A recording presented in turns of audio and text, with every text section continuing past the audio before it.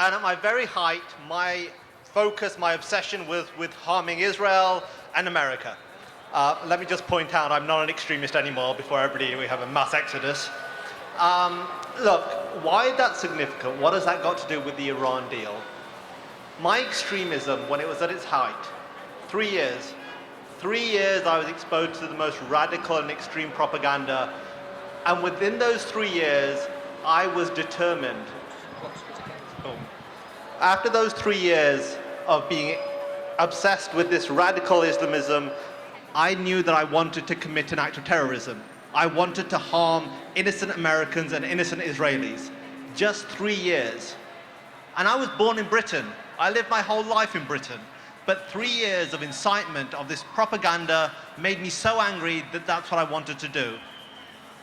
Today, Iran, for decades, has been promoting the most extreme incitement, the most extreme hatred. Every day we hear in Tehran, death to Israel, death to America, and this deal is on the verge of giving them the most deadliest weapon. How does that make any rational sense? How have we gone from a situation where we had every option was on the table to giving Iran the table and the chairs and going, it's okay? How have we gone from a situation where, look, I'm British, as you can tell from my accent, where the French, when the French, no offense to the French, God bless them, but they're not exactly known for being the most hawkish and up for a fight.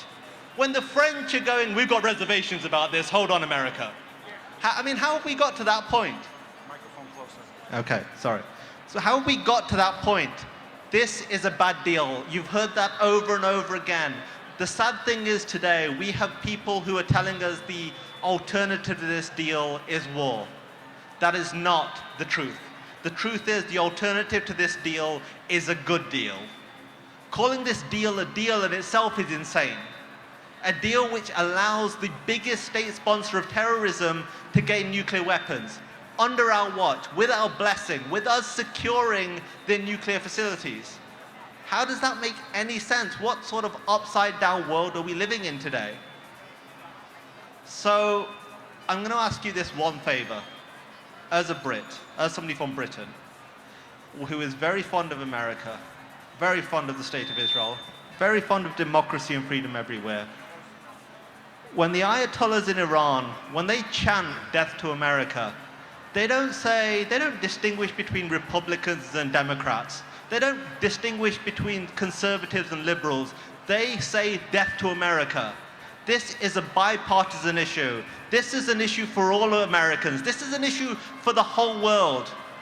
I don't vote in America because I'm not an American citizen, but I implore you, the President of the United States, the Secretary of State do not have the right to jeopardize the freedom and security of the whole world. Because you have people who are saying, well, look, okay, if Iran gets nuclear weapons, how's it going to harm America? They don't have intercontinental ballistic missiles. Yet they don't. Are we already forgetting this week we commemorated the Armia bombing in Buenos Aires, which Iran was directly implicated in? Murdering Jews in Argentina. Iran is, and I'm reiterating the same fact, the world's biggest state sponsor of terrorism. And I'm telling you this from a personal point of view, from somebody who was an Islamic fundamentalist, a radical and extreme, who wanted to kill people based on a delusional ideology.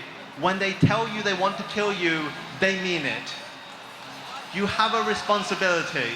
You have a responsibility to yourselves, to your grandchildren, to history, because we don't want to be a generation who look back and go, we let this happen on our watch. For those people who are going, it's too late. For those people who are saying there's nothing we can do, the Israeli national anthem has a line in it, all hope is not lost. Od lo avda tikvotenu. All hope is not lost. We can change this. We can make enough noise. Every single person here tonight is sending a clear message, and let them hear it in Congress, let them hear it in the White House. We do not support this deal. We will not remain silent. God bless America. I'm Israel Chai. Thank you very much. Thank you so much. Thank you so much.